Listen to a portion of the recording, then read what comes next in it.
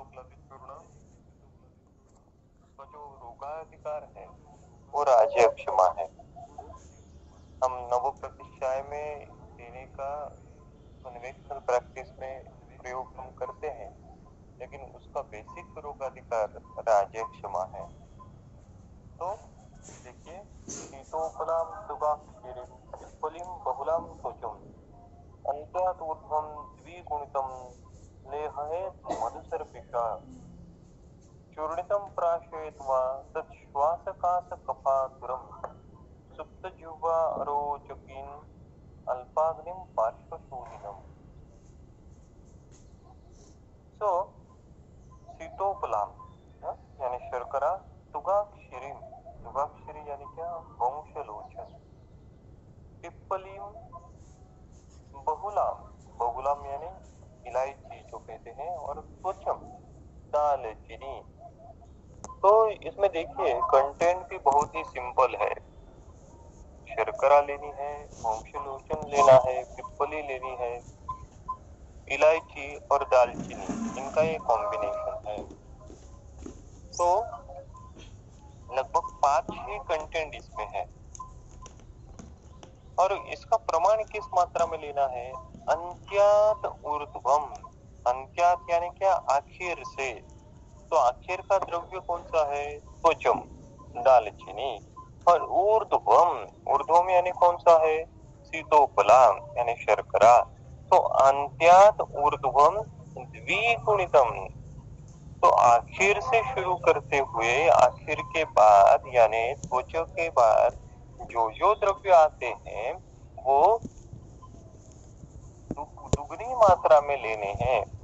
यानी त्वच से बहुलाम यानी इलायची द्विगुणितम, इलायची से द्विगुण पिप्पली, पिप्पली से द्विगुणितम तुगाक्षीरम, और तुगाक्षीरम से द्विगुणितम जो है वो शीतोपलाम। तो कहने का तात्पर्य ये है, देखिए इसका ही उन्होंने टीका में ही वर्णन किया है। द्विगुणितम इति अन्त्यया त्वचा एको भागः, बहुलायाः भागद्वयम्, पिप्पल्या भागचतुष्टयम्, तुगाक्षिरी वंशलोचन अनुकारी पार्थिवं द्रव्यं तस्याः अष्टभागः, शीतोपलाया तु षोडशः। तो ये जो शीतोपलादि चूर्ण है उसमें प्रधान कंटेंट जो है वो प्रधान कंटेंट शीतोपला है, शर्करा है। तो ये मधुर रसात्मक, मधुर रस डोमिनेंस वाला एक गल्प यहाँ पे निर्मित हुआ है। तो जहाँ जहाँ मधुर रस का प्रयोग अपेक्षित है, जहाँ जहाँ वास्तव चिकित्सा मधुर रस से करनी अपेक्षित है, ऐसी सभी अवस्थाओं में शीतोपलादि चूर्ण का प्रयोग हम कर सकते हैं। तो धातु क्षय जन्य जो जो अवस्था है, जैसे कि राज्य क्षमा की अवस्था, जैसे कि आपको अगर मिलती है तो गुल्म की अवस्था, जैसे कि आज की परिभाषा में सीए की अवस्था, जैसे कि वात पित्तात्मक शुक्र क्षय जन्य ओलिगोस्पर्मिया की अवस्था। तो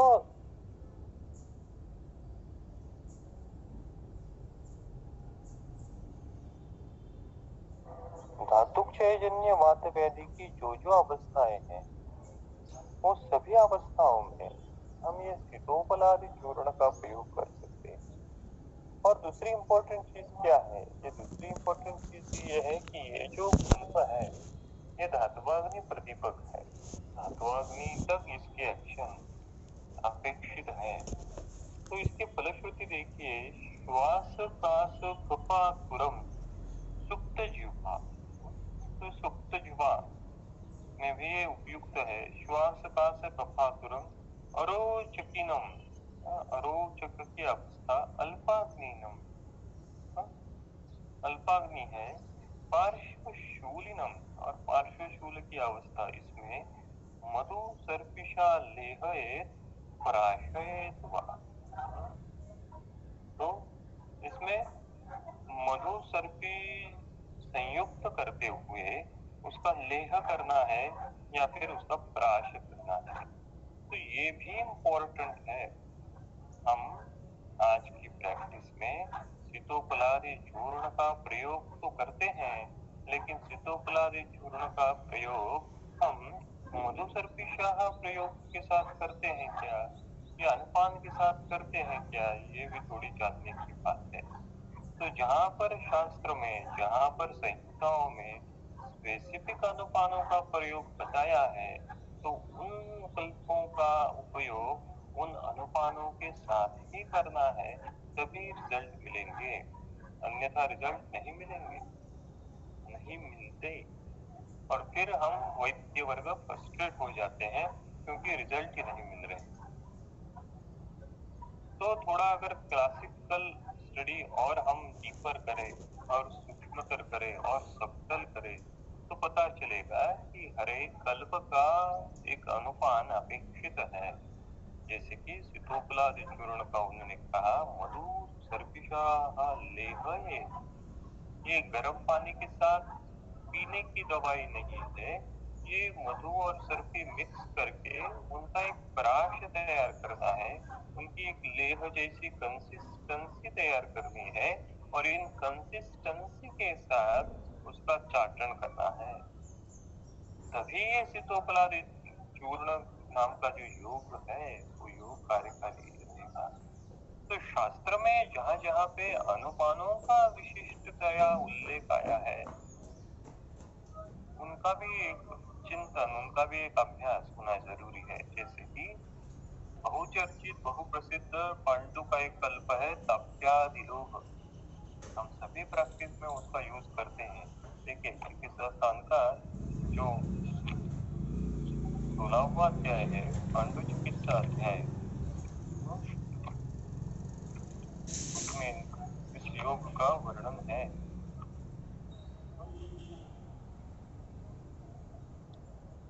तो ये जो चरक संहिता में ये जो ताप्यादि योग है, ताप्यादि लोह करके जो योग है, ये योगराज इस नाम से आया है। तो ये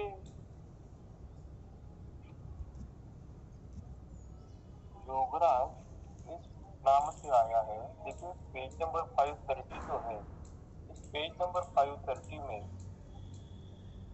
श्लोक क्रमांक 80 से लेके 86 तक ये ताप्यादि लोह का वर्णन मिलता है।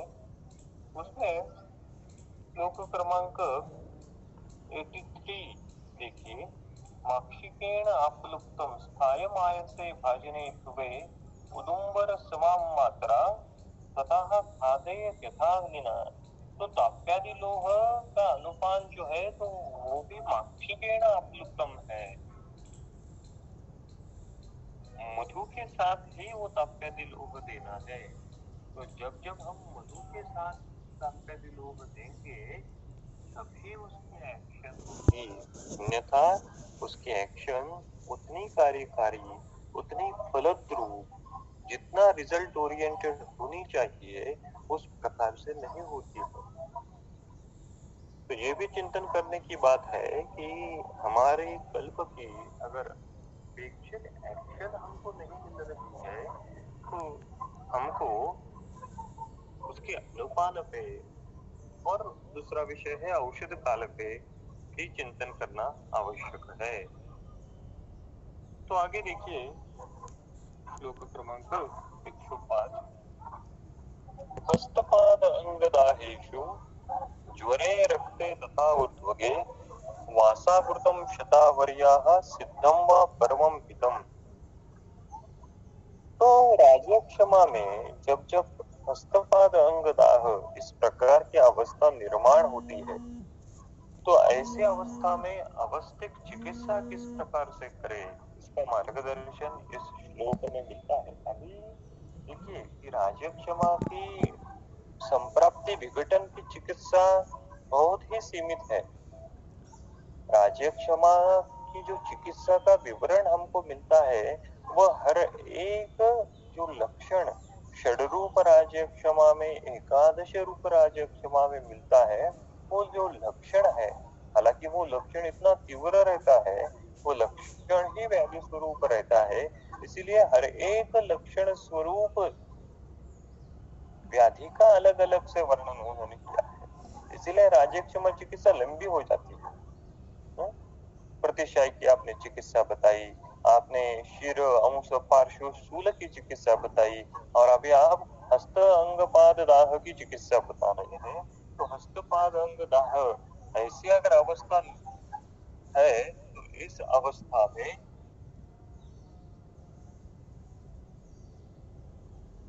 ऐसी अवस्था में आपको वासाकृत और शतावर्या सिद्धम हुआ तो घृत का प्रयोग करना है। तो देखिए, ये तो सबसे इंपॉर्टेंट बात है कि दाह इस अवस्था में आपके पास अगर रुग्ण आता है, तो वो दाह की जो अवस्था रहती है ना, वो वात पित्तात्मक अवस्था रहती है, और उसमें मज्जा धातु की इन्वॉल्वमेंट रहती है उत्तर उत्तर।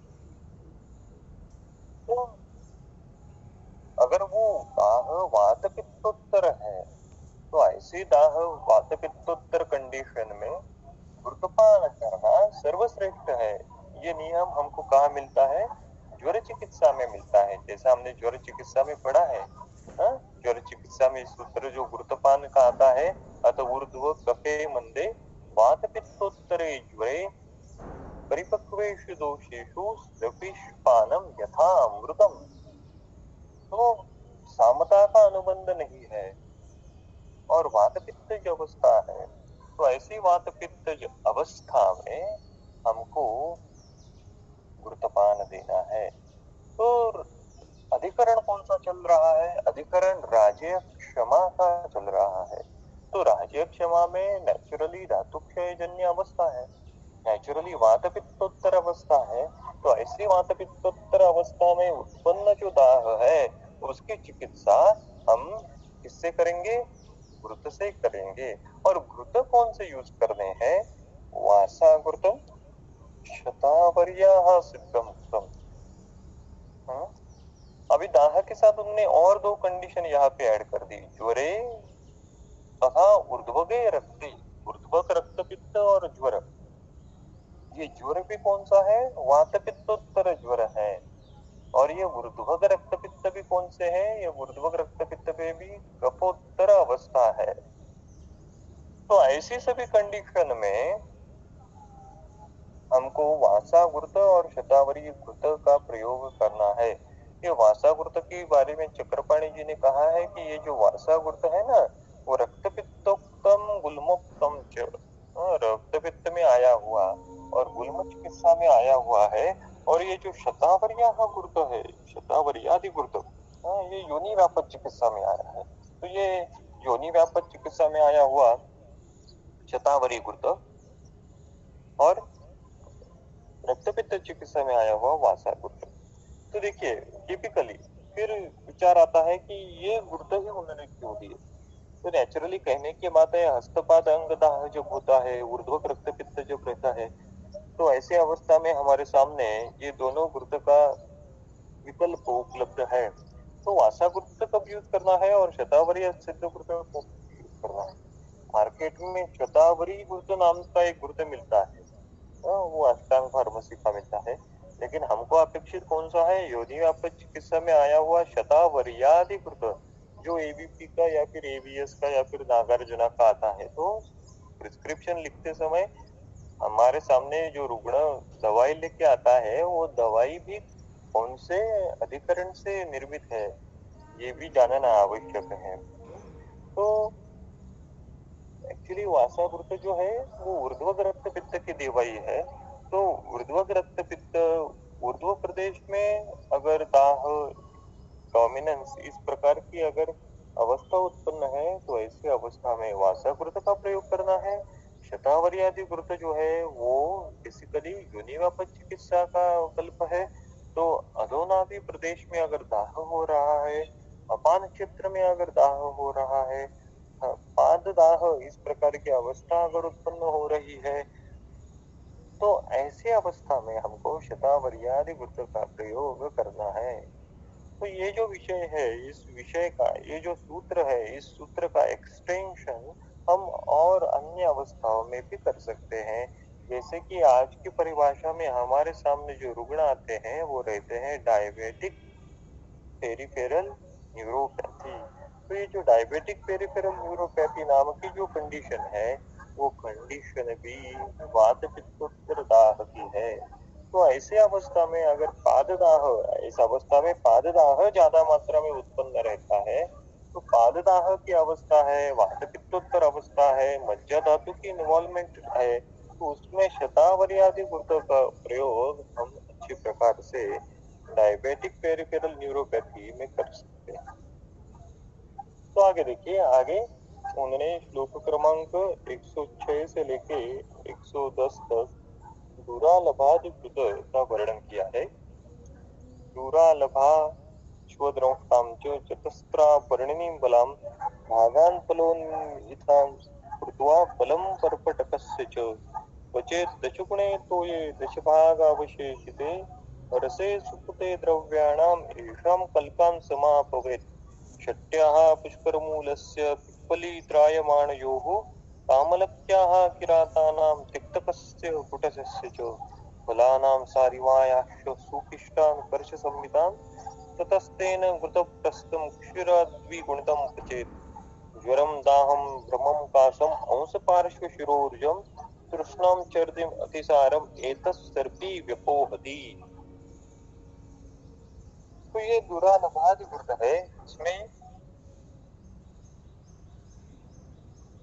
इसमें देखिए, दूरालभाम स्वद्रंष्टाम, स्वद्रंष्टा यानी गोक्षुर, चतस्रः पर्णिनी, चतुर्पर्णी यानी शालपर्णी, कृष्णपर्णी, मुदकपर्णी और माशपर्णी, ये चतुर्पर्णी लेनी है।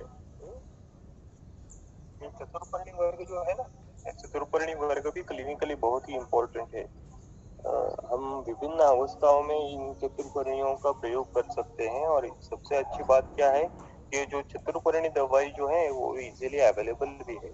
इसमें से जो रुद्रगत वायु है उसमें अंशुमति सिद्ध पयाह का प्रयोग चरक चिकित्सा स्थान के 28 अध्याय वातव्याधि चिकित्सा में रुद्रगत वायु में की चिकित्सा में आया है। तो जो रुद्रोग की अगर आप चिकित्सा कर रहे हैं तो उसमें ये चतुर्पर्णी में से अंशुमति सिद्ध प्रयोग का, शालिपर्णी का प्रयोग आप कर सकते हो। शालिपर्णी जो है एक द्रव्य है, तो धातुक्षयजन्य वात प्रकोप की जो जो अवस्था है वहां पे आप इस शालिपर्णी का या फिर इस चतुर्पर्णी का भी प्रयोग आप कर सकते हो। बलाम फलोन्मितम, फलोन्मितम हर एक जो है वो एक एक फल लेना है। भागान कृत्वा, परपटकस्य फलम च, और परपटक जो है वो एक फल यानी 4 तोला लेके दशगुणे तो ये पचे, 10 पट जो है वो पानी लेके उसमें उसको पक्व करना है। 10 भाग अवशेषित है, और उसका 1/10 जब वो बाकी रह जाए तब सुपुते, सुपुते यानी वो अच्छी प्रकार के छान लेने के बाद रसे उस क्वाथ में क्या डालना है, शक्या पुष्कर मूलस्य पिप्पली त्रायमाणो तामलक्या, तामलकी यानी भूई आमलकी जो है, किरातानां तिक्तकस्य कुटजस्य फलानां सारिवायाः एषाम द्रव्याणाम कर्च संहिताम, तो इन द्रव्यों जो है छठी से लेके सारिवा तक ये एक एक कर्ष प्रमाण में सुपिष्टान कलकान समावयेत। तो इन द्रव्यों का कल्क तैयार करना है, षट्यादि कल्क, और वो एक एक कर्ष प्रमाण में वो इंग्रेडिएंट लेके वो तैयार करने हैं। और वो कल्क जो है वो समावयेत, जो 1/10 जो क्वाथ बाकी है उसमें उसको ऐड कर देना है। तथा तेन क्षीरद्विगुणितम घृतम प्रस्थम, और उसी क्वाथ में क्षीर डबल मात्रा में और घृत जो है वो एक प्रस्थ पचेत ऐड करके उसको सिद्ध करना है। एतत् सर्पी, इस प्रकार से सिद्ध किया हुआ जो सर्पी है वो सर्पी ज्वरम दाहम भ्रमम कासम अंश पार्श्व शिरोरुजम कृष्णाचर्दिम अतिसारम विपोहति, तो इन सभी कंडीशन का नाश करता है। लेकिन जानने की बात है घृत का प्रयोग है तो वातपित्तोत्तर अवस्था, और उस वातपित्तोत्तर अवस्था से उत्पन्न कंडीशन होना आवश्यक है।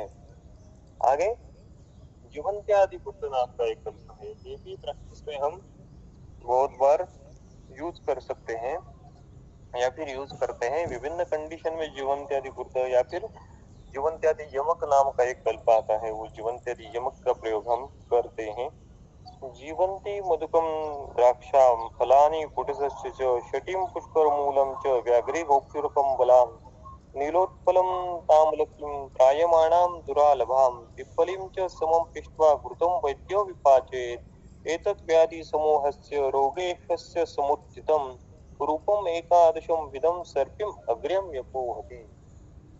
इसमें देखिए जीवंती मधुकम द्राक्षाम कुटजस्य फलानि, कुटजस्य फलानि यानी इंद्रजौ, शटीम पुष्कर मूल व्याघ्रिम गोक्षुरकम बलाम नीलोत्पलम नीलकमल तामलकीम प्रायमाणाम दुरालभाम पिप्पलीम च। तो अगर आप ये वृत्त कल्पना देखेंगे दुरालभादि वृत्त या फिर ये जो जीवंत्यादि वृत्त आगे आया हुआ है बलादि वृत्त, इनमें से लगभग जो द्रव्य है ना, इनका अगर आप क्या कहते हैं उसको एक डेरिवेटिव निकालेंगे तो इनमें से बहुत सारे द्रव्य लगभग 30 से 40% द्रव्य जो है वो कॉमन निकलेंगे। तो ऐसी अवस्था है कि 30 और 40 द्रव्य जो है वो सभी 30 और 40% द्रव्य जो है वो सभी वृत्तों में कॉमन आते हैं। तो ऐसे अगर हम लिस्ट कर पाते हैं कि जो जो द्रव्य ये सभी वृत्तों में कॉमन है, उनका अगर हम एक वृत्त बना के रखे तो वो भी कार्यकारी उस प्रकार से हो सकता है। तो समम, तो ये सभी द्रव्य समान मात्रा में लेते हुए पिष्टवा वैद्य घृतम विपाचेत, तो घृत सिद्ध करना है एतत् अग्र्यम सर्पी व्याधि समूहस्य रोगराजस्य समुत्थितम एकादश विधम रूपम विपोहति। अभी देखिए ये जो जीवंत्यादि वृत्त है ना, तो इस जीवंत्यादि वृत्त में है ये जो जीवंत्यादि जो द्रव्य का वर्णन किया है वो एक्चुअली जीवंत्यादि कल का है। तो सवाल उत्पन्न होता है कि अभी इसमें क्वाद कौन सा डाले, क्योंकि वृत्त सिद्ध करने के लिए क्वाद भी चाहिए, कलिक भी चाहिए। कलिक तो जीवंत्यादि है लेकिन क्वाद जो रहेगा वो दूरालभादि रहेगा। तो इस दूरालभादि क्वाद में ही जीवंत्यादि कलिक डाला है।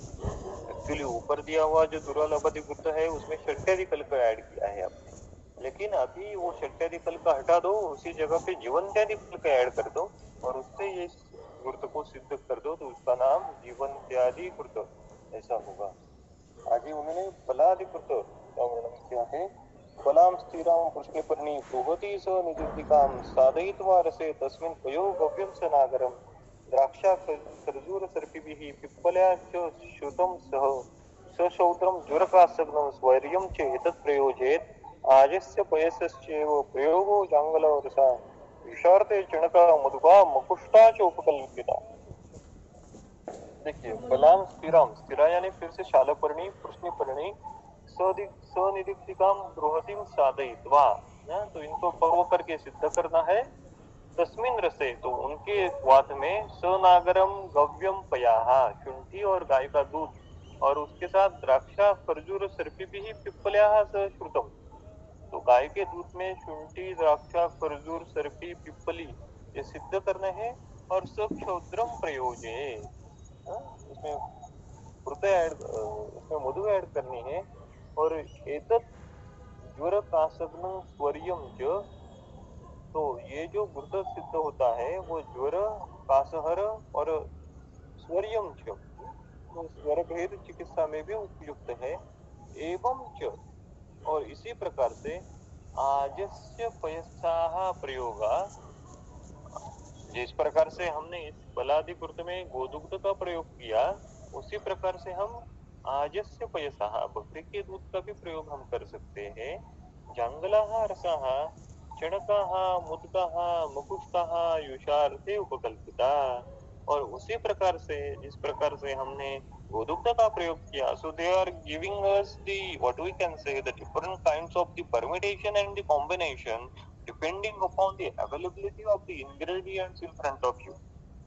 तो गोदुग्ध अवेलेबल है गोदुग्ध का प्रयोग करो, गोदुग्ध अवेलेबल नहीं है अजास क्षीर का प्रयोग करो, अगर अजास क्षीर भी अवेलेबल नहीं हो रहा है तो आप जंगलहा रसहा, ठीक है जंगला रसा भी नहीं है तो चणकहा युष, चने का युष, मुद्गहा युष, मकुष्टहा युष, इनका प्रयोग भी आप कर सकते हो और उससे भी आप जो बलाधिकृत है उसका निर्मिति कर सकते हो। आगे देखिए श्लोक क्रमांक 117। ज्वराणाम शमनीयो या पूर्वम मुक्ता क्रिया विधि लक्ष्मीणाम ज्वरदाहेषु स सर्पिष्कः प्रशस्यते। तो ज्वराणाम शमनीयो, ज्वर के शमन के लिए यहाँ क्रिया विधि पूर्व मुक्ता, जो हमने क्रिया विधि यानी जो हमने चिकित्सा सिद्धांत पूर्व मुक्ता पहले बताए हैं, स सर्पिक्षः यक्ष्मिणा ज्वरदाहेषु प्रशस्यते, तो वही क्रिया विधि और उसके साथ साथ सर्पी का प्रयोग यक्ष्मी में, whenever the यक्ष्मा is associated with the ज्वर and दाह, then it should be administered, it should be followed। आगे कहते हैं कफ अगर राजक्षमा में अत्यधिक मात्रा में निर्माण हो रहा है, कफ निष्ठीवन अत्यधिक मात्रा में निर्माण हो रहा है, तो उस कफ प्रसेक की आवश्यक चिकित्सा किस प्रकार से करें। कफ प्रसेके बलवान श्लेष्मिकाः छर्दयेत् नरः पयसा फलयुक्तेन मादुकेन रसेन वा सर्पिष्मत्या यवागुवा वमनीय उपसिद्धया मान्तो अन्नकाले लघुअन्नम आददित् सदीपनम। क्या कहा उन्होंने, कफ प्रसेक, अगर कफ प्रसेक ज्यादा मात्रा में है तो क्या करो, लैक्ष्मिकाः बलवान नराः फलयुक्तेन पयसा। अगर कफ प्रसेक ज्यादा मात्रा में है और रुग्ण कौन सा है, लैक्ष्मिक बलवान नरः, रुग्ण अगर बलवान है तो ऐसी अवस्था में फलयुक्तेन पयसा, तो मदन फल से सिद्ध किया हुआ गोदुग्ध या फिर मादुकेन रसेन वा, या फिर यष्टिमधुक्वात से वमनीय उपसिद्धया सर्पिष्मता, या फिर वमनीय उपसिद्धया सर्पिष्मता, वामक द्रव्य से सिद्ध किए हुए घृत से, या फिर यवागुवा, या फिर वामक द्रव्य से सिद्ध किए हुए यवागु से छर्दये, छर्दन करना चाहिए, वमन करना चाहिए। तो देखिए, this is the beauty of our science. उन्होंने वमन करने के लिए ऑप्शन किस प्रकार से दिए, हमको दिए फलयुक्तेन पयसा, नंबर 1 ऑप्शन। सेकंडली यष्टिमधुक्वाथ, थर्ड वन ये जो वामक द्रव्य है इसे सिद्ध घृत तैयार करो। क्यों घृत तैयार करो, रुग्ण राज्यक्षमा का है, इसलिए वमन जो करना है वो भी घृत से सिद्ध किए हुए वामक द्रव्यों से आप कर सकते हैं, या फिर उस वामक द्रव्य से सिद्ध किया हुआ यवागु का प्रयोग आप वमन करने के लिए कर सकते हो। तो देखिए, इसमें से हम लगभग यष्टिमधुक्वाथ का तो प्रयोग करते हैं, लेकिन ये जो अन्य प्रयोग जो है मदन फल सिद्ध पयसा, या फिर वामक द्रव्य से सिद्ध किया हुआ घृत, या फिर वामक द्रव्य से सिद्ध किया हुआ यवागु, इनका प्रयोग हम व्यवहार में आजकल नहीं करते, तो इनका प्रयोग भी करना चाहिए व्यवहार में, क्योंकि ये डिफरेंट परमिटेशन और कॉम्बिनेशन रिजल्ट वेरी कर देते हैं। हा?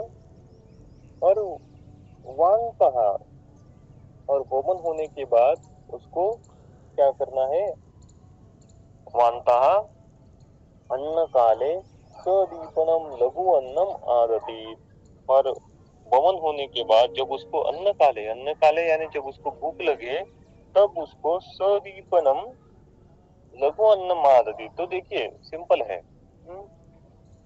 कफ प्रसेक है, राज्यक्षमा का रुग्ण है, कफ प्रसेक है, थोड़ा सा उसको धातु बल हमको लग रहा है कि अभी बाकी है, तो ऐसी अवस्था में उसको वमन करवाना है। और ये वमन किस प्रकार का है, तो ये सद्य वमन है। तो ये सद्य वमन इस कफ प्रसेक की अवस्था में करना है, और ये कफ प्रसेक वमन के बाद कम होने के बाद जब रुग्ण को भूख लगे तब लघु अन्न का प्रयोग उन्होंने लिखा है। आगे वो कहते हैं, जब गोधूम माधवी सीधु अरिष्ट सुरासवान जांगलानी च शूल्यानी सेवमानम कफम जे। तो जब गोधूम माधवी सीधु अरिष्ट सुरा आसवान, तो शूल्यानी मांसानी, यानी आज की भाषा में जो स्वीट रोस्टेड चीजें रहती नॉनवेज रहते हैं उनका सेवमान कफम चेत, ये शूल्यमान मांस का प्रयोग हम अगर प्रमेह की चिकित्सा पढ़ते हैं तो उस प्रमेह चिकित्सा में भी आया है। हाँ, वो कफग्न रहता है शूल्यमान मांस। आगे श्लोक क्रमांक 121 में श्लेष्मणो अति प्रसेकेन वायु श्लेष्माणमस्यति कफ प्रसेकम तम विद्वान स्निग्धो उष्णेन एव निर्जयेत्। देखिए क्या कहते हो, श्लेष्मणा अति प्रसेकेन, श्लेष्म के अति प्रसेक के कारण क्या होता है, वायु श्लेष्माणम अस्यति, वायु जो है वो श्लेष्मा को बाहर फेंकता है। ऐसी अवस्था में तम कफ प्रसेकम विद्वान स्निग्ध उष्णेन एव निर्जयेत्। तो अगर श्लेष्मणा अति प्रसेक जीर्ण कफ प्रसेक है तो ऐसी अवस्था में क्या होगा कि श्लेष्म अति प्रसेक के कारण वायु का भी प्रयोग होगा, वात का भी प्रकोप वहां पे अपेक्षित होगा। तो इस कफ और वातज कंडीशन में आपको स्निग्ध उष्णेन एव निर्जयेत्। अब इसकी टीका देखिए, तीसरी जो लाइन है, दूसरी लाइन, वम्या सेव प्रशस्यत इति अत्र कफ प्रसेको द्विविधाः स्वतन्त्राः कफकृताः तथा वातपराधीनो उक्ताः। एवं छर्दिमपि द्विधा विभज्य कफ प्रसेक क्रियानुसारेण श्लेष्म प्रधानायां वमनादि वात प्रधानायां स्निग्ध उष्ण सेवा अनुरूपा क्रिया शस्यति इति योज्यम्। कहने का तात्पर्य है कि ये जो कफ प्रसेक है वो दो प्रकार का होता है, स्वतंत्र और परतंत्र। जो स्वतंत्र है उसमें श्लेष्मा का बाहुल्य होने के कारण ऐसी कंडीशन में हमको वहां पे उपमन करवाना चाहिए। लेकिन अगर परतंत्र कफ प्रसेक है यानी वात डोमिनेंस कफ प्रसेक है तो ऐसी अवस्था में स्निग्ध उष्ण क्रियाओं का प्रयोग, स्निग्ध उष्ण चिकित्सा क्रम, स्निग्ध उष्ण अन्न का प्रयोग वहां पे करना चाहिए। आगे राजक्षमा में उत्पन्न जो छर्दी होती है उसकी चिकित्सा उन्होंने यहाँ पे लिखी है, श्लोक क्रमांक 122, कि क्रिया कफ प्रसेके या वम्याम सेव प्रशस्यते रुद्यानि च अन्नपानानि वातघ्नानि लघूनि च। तो कफ प्रसेके या क्रिया, कफ प्रसेक की जो चिकित्सा है सा एव वम्याम प्रशस्यते, उसी प्रकार की चिकित्सा वमन की है। यानी कफ प्रसेक आप किस प्रकार से डिवाइड करते हो, स्वतंत्र कफ डोमिनेटेड यू शुड एडमिनिस्टर सद्य वमन, एंड सेकंड वन परतंत्र वात डोमिनेटेड यू शुड एडमिनिस्टर स्निग्ध उष्ण क्रिया। Similarly, the छर्दी can be classified as like a कफ प्रसेक, और इस कफ डोमिनेटेड छर्दी में हमको वमन करवाना है और वातानुबंध है तो उसमें स्निग्ध उष्ण चिकित्सा का प्रयोग करना है। रुद्यानि वातघ्नानि लघूनि अन्नपानानि प्रशस्यते। अभी श्लोक क्रमांक 123, 124 में राजक्षमा में उत्पन्न अगर अतिसार है तो उस अतिसार की चिकित्सा, लाक्षणिक चिकित्सा किस प्रकार से करें इसका वर्णन हमको मिलता है। प्रायेण उपहत अग्नित्वास पिच्छम अतिसार्यते प्राप्नोति चास्य वैरस्य न च अन्नम अभिनंदति तस्य अग्निदीपनान योगान अतिसार निबर्हणान वक्त्र शुद्धिकरान कुर्यात अरुचि प्रतिबाधकान। तो देखिए क्या लिखा है उन्होंने, उपहत अग्नित्वास, अग्नि का उपहनन होने के कारण, अग्नि का डिस्फंक्शन होने के कारण प्रायेण सपिच्छम अतिसार्यते। So whenever the Rajyakshama Rugna, there is a severe dysfunction of the Agni causes the prayena, that means mostly सपिच्छम अतिसार्यते, पिच्छिल अतिसार की निर्मिति होती है। और क्या होती है, आस्य वैरस्यम च प्राप्नोति, और मुख विरसता भी प्राप्त होती है। अन्नम च न अभिनंदति, और अन्न की भी इच्छा नहीं होती है। तस्य अग्निदीपनान अतिसार निबर्हणान वक्त्र शुद्धिकरान अरुचि प्रतिपादकान योगान कुर्यात। ऐसी अवस्था में, कौन सी अवस्था, जहाँ पे रुग्ण जो है, राज्यक्षमा का रुग्ण जो है, वो सपिच्छ अतिसार कर रहा है, अस्य वैरस्य है, और अन्न की भी इच्छा, सेवन करने की भी इच्छा उत्पन्न नहीं है। ऐसी अवस्था में अतिसार के योग, वक्त्र शुद्धिकर और अरुचि हर रोग योगों का प्रयोग करना चाहिए। और वो योग कौन से है, इसका वर्णन उन्होंने श्लोक क्रमांक 125 से नीचे किया है। तो देखिए 125 में वो क्या कहते हैं, सनागरन इंद्रियवान पाये तंडुलांबुना सिद्धाम यवा को जीर्णे च चांगेरी चक्रदाड़ी में। हाँ? अधिकरण कौन सा है, अधिकरण राज्य क्षमा चिकित्सा, राज्य क्षमा में उत्पन्न सपिच्छ अतिसार। ऐसी अवस्था में क्या करना है, सनागरान इंद्रियवान, इंद्रियवान यानी इंद्रजव, तंडुलंबना पाये। देखिए कितना सिंपल योग है कि तंडुल उदक के साथ शुंठी और इंद्रियव देना है।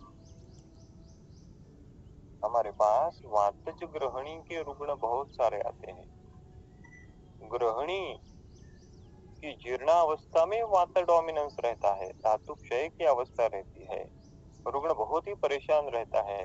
तो ऐसी अवस्था में रुग्ण का अगर आहार विधि प्लान करना है तो ये योग जो है वो वहां पे हम प्रयोजित कर सकते हैं, क्योंकि इंद्रियो तंडुलोदक के साथ, और उसके साथ क्या, जीर्णेच।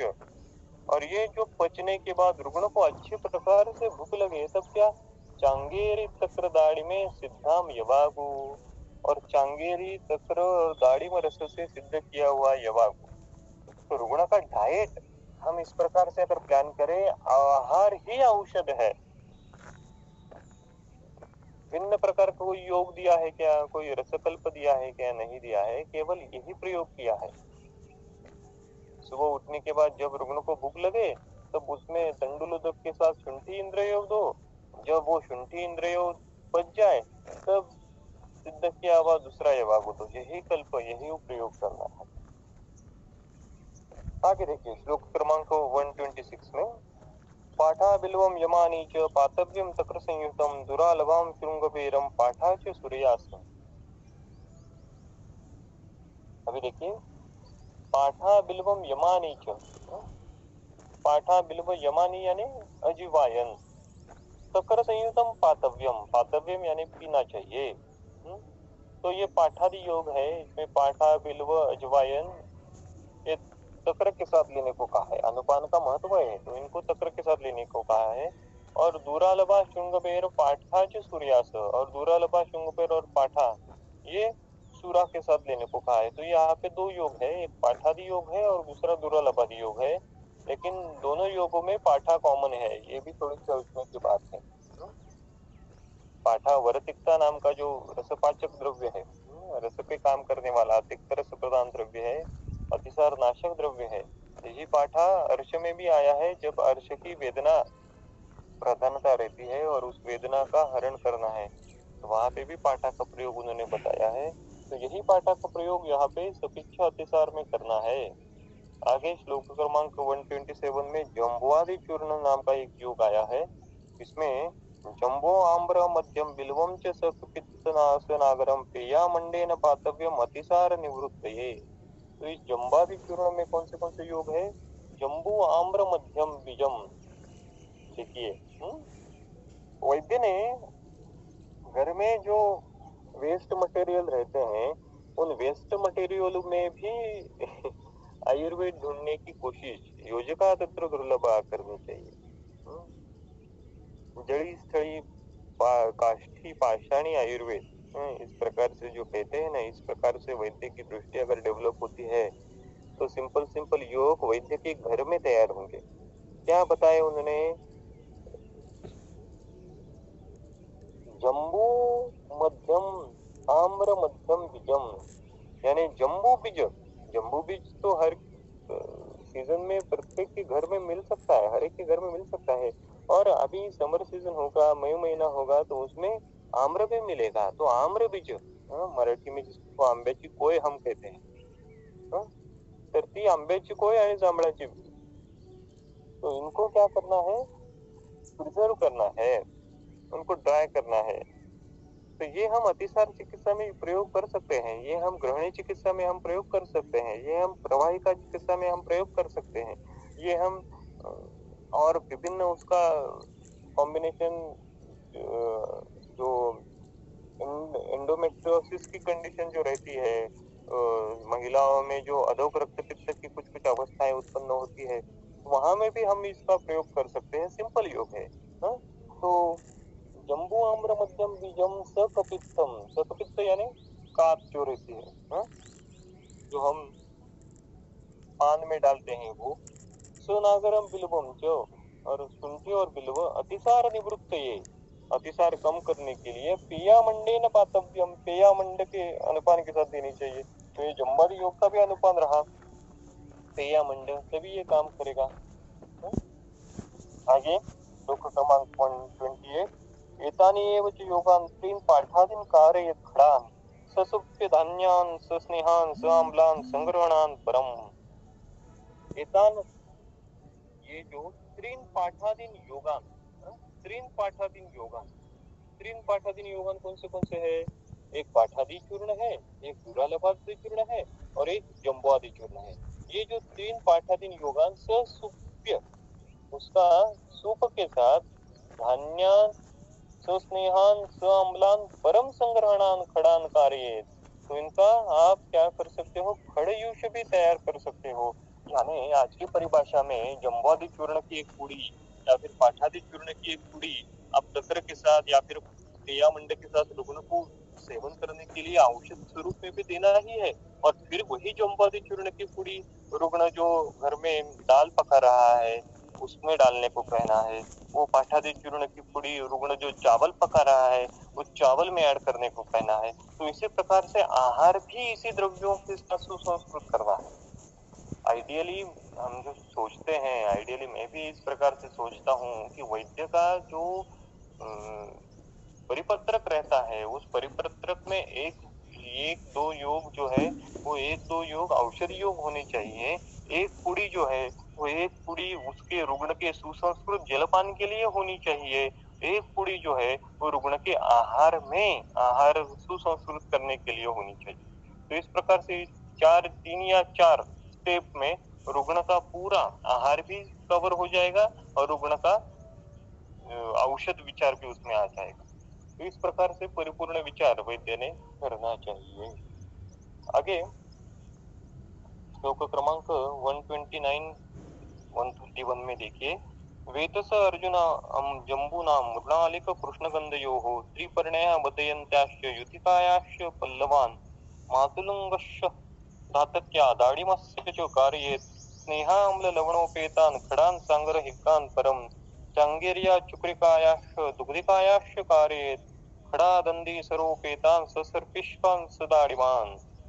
तो वेतस अर्जुन जम्बूनाम मृणाली कृष्णगंधयोः, कृष्णगंधयोः यानी सहंजन नाम की जो दवाई है, शायद उसको सहंजन ही कहते हैं। कृष्णगंधयोः स्त्रीपर्णया मध्ययंता युथिकाया, युथिका यानी रुई जिसको कहते हैं, मातुलुंगस्य धातक्याः दाढिमस्य च पल्लवान, इनके पल्लव लेके स्नेह अम्ल लवण उपेतान परम संग्रहिकान खड़ान कार्य।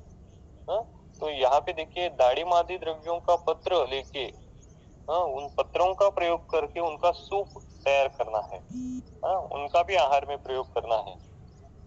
या फिर चांगेरिया चुक्रिकाया, चांगेरी चुक्रिका है यानी जो हम मराठी में कहते हैं चुक्याची भाजी, ती चुक्याची भाजी दुग्धिकाया च, दुग्धिकाया यानी दूधी भोपळा जो रहता है, दधी सर, दधी की मलई जो रहती है, उपेतान सर्पिष्कान दाढ़ीमान खड़ान कार्य।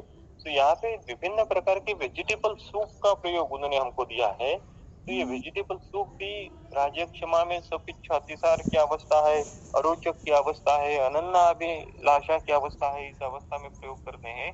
लेकिन ये केवल राजक्षमा में प्रयोग नहीं करने हैं, अन्य अन्य व्याधि समूह में, अन्य अन्य व्याधि संकर में, अन्य अन्य उपद्रवों में जब जब ये अवस्था उत्पन्न होती है वहां पे भी हमको ये आहार विधि और वहां पे भी हमको ये औषध प्रयोग करनी चाहिए। आगे श्लोक क्रमांक 132 मांसानां लघुपाकानां रसासंग्रहिकयुतः व्यञ्जनार्थं प्रशस्ते भोजार्थं रक्तशालयाः।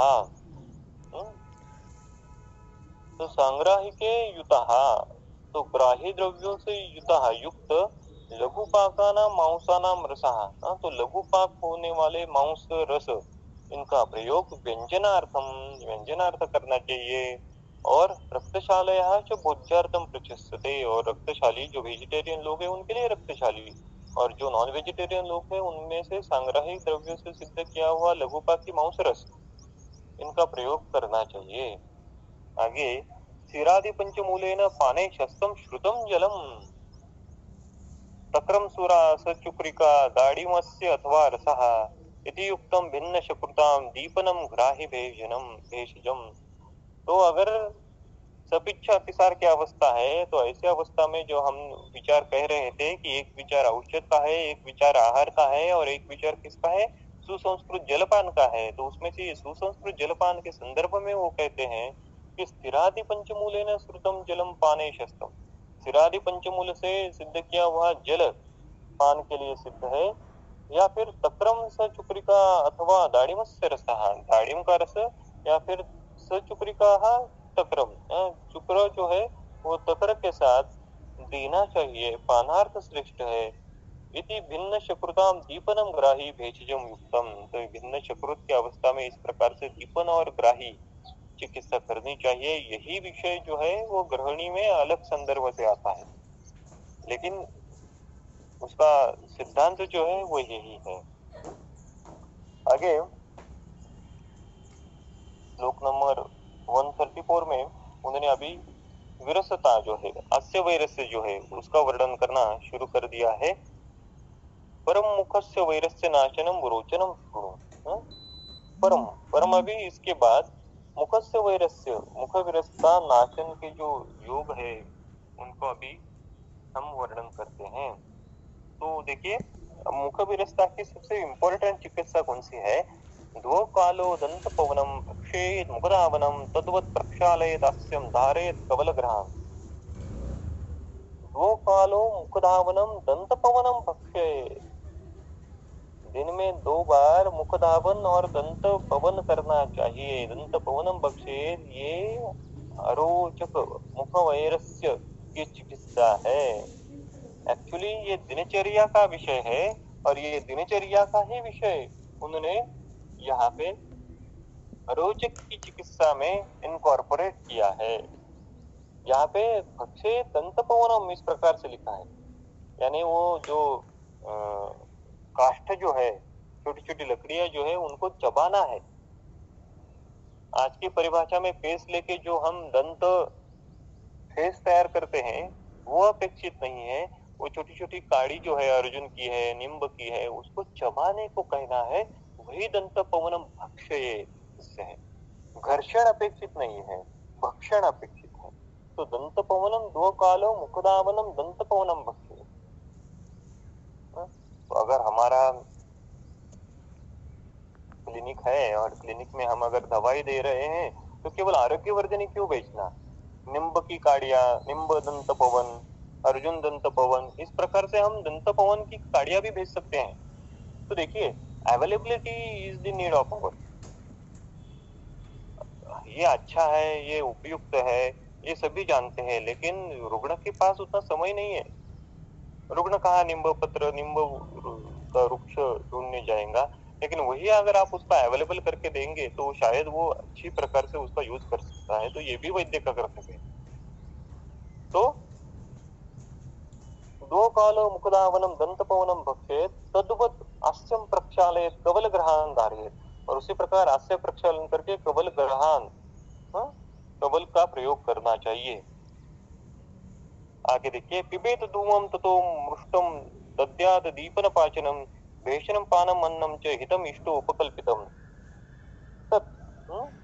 अब उसके बाद यानी क्या हुआ, दंत पवन करने के बाद और कवल करने के बाद धूमम पिबेत, धूमपान का प्रयोग करना चाहिए। So this is a sequential approach, you should do the twice daily मुखदावन दंत पवन फॉलोड बाय द कवल ग्रह, एंड आफ्टर कवल ग्रह धूमपान should be administered in a treatment of तस्य वैरस्य धूमं पिबेत। और ये दीपनम पाचनम मृष्टम, मृष्ट यानी क्या, स्वच्छ, क्लियर, इष्ट भेषजम उपकल्पितम हितम पानम अन्नम च अद्यात। और उसके बाद धूमपान करने के बाद जो दीपन पाचन है रुग्ण के लिए हितकर है और औषध सुसंस्कृत है, दीपनीय औषध सुसंस्कृत है, इस प्रकार का पान अन्न रुग्ण को देना चाहिए। अभी श्लोक क्रमांक 137 138 में त्वक मुस्त एला धान्यानि मुस्त मामलकम त्वचम धार्वी त्वचो यवानी च तेजो वा पिप्पली तथा यवानी तिंतिड़िकम च पंचेते मुखधावना श्लोकपादेषु अभिहिता रोचना मुखशोधना। तो देखिए अभी विभिन्न प्रकार के 5 योग यहाँ पे उन्होंने दिए हैं।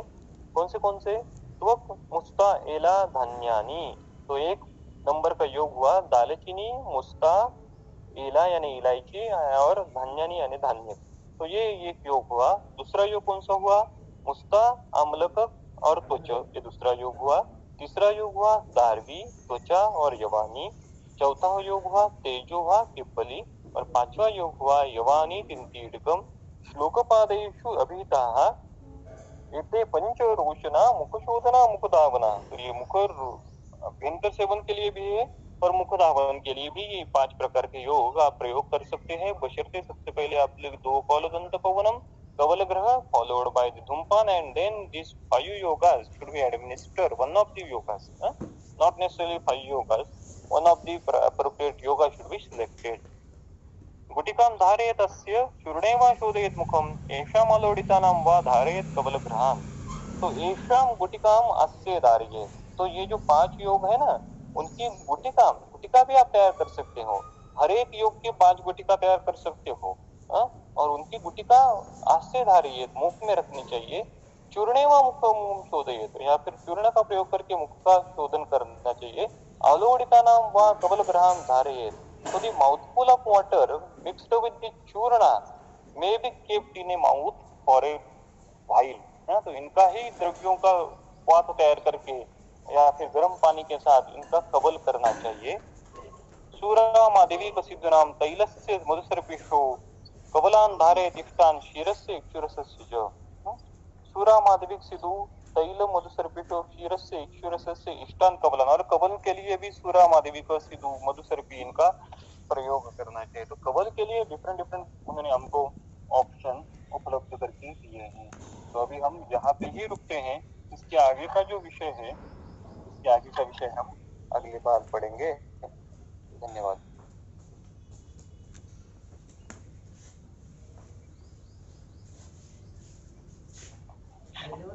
धन्यवाद सर, और ज्वाइन होने के लिए सभी को धन्यवाद।